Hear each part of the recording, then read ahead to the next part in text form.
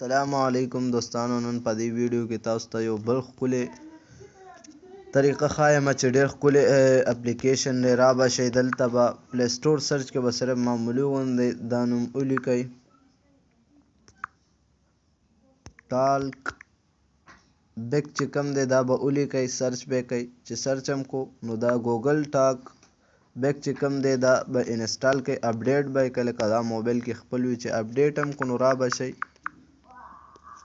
سیټینګ له چې رالی موبایل سیټینګ ته چې رالی نو دې خوا به اکسیسیبیلیټي له ورشئ.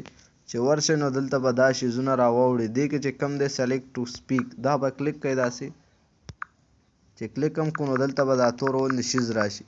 مثال تاسو له د یو څه نوم باندې نه پوهېږئ نو هغې باندې دا به داسې یو ځل داسې کلیک کوئ چې شین شي.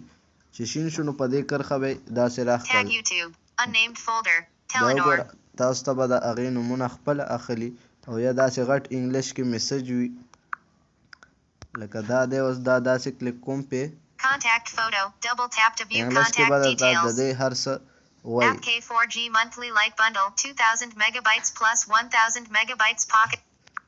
اور پسې یا فیسبوک کې وي داسې مسنجر کې وي نو تاسو صرف یو ځل داسې نوم وي تاسو پې نه پوهېږئ دا پې داسې کلیک کوئ. او مثال داسې ګران نوم مې نه پوهېږئ نو صرف داسې کوئ. ډېر ښکلی اپلیکیشن.